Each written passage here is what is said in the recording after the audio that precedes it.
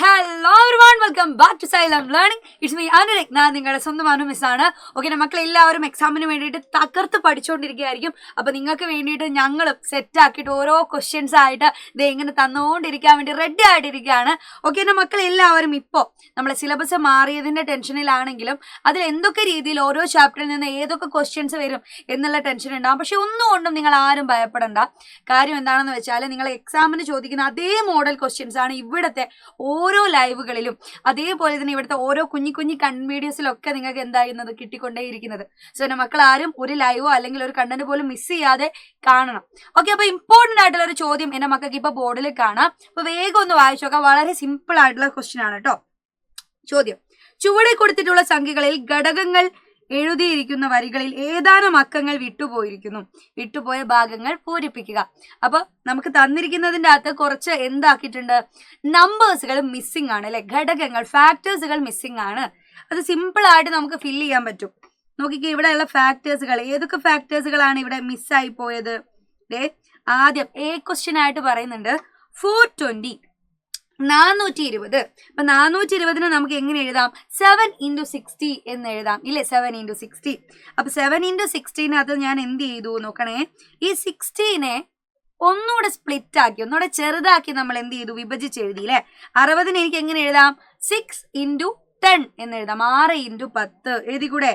6 × 10 എന്ന് എനിക്ക് എഴുതാം. 6 × 10 കണ്ടോ?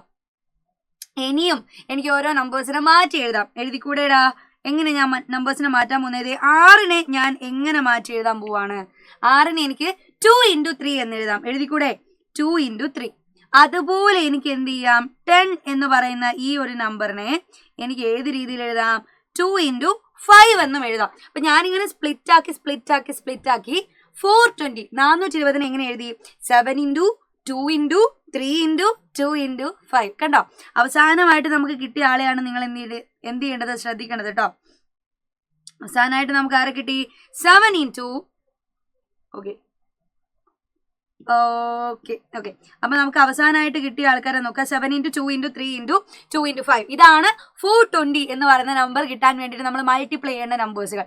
അതുപോലെ ബി ക്വസ്റ്റ്യൻ നോക്കിക്കേ. എന്താണ് ബി ക്വസ്റ്റ്യൻ? വളരെ സിമ്പിൾ ആണല്ലേ. അതും 105 105 എന്ന് പറയുന്ന നമ്പർ, 105 എന്ന് പറയുന്ന നമ്പർ കിട്ടാൻ നമ്മൾ എന്ത് ചെയ്താൽ മതി?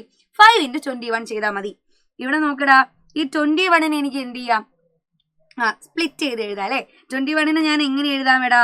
3 × 7. 7 3 21. അപ്പൊ ഞാൻ എന്ത് ചെയ്തു? 21 ഒന്ന് സ്പ്ലിറ്റ് ചെയ്ത് എഴുതി. അപ്പൊ നോക്കണേ, ഞാൻ ഈ 105 മൊത്തത്തിൽ എനിക്ക് ഏത് രീതിയിൽ വായിക്കാം?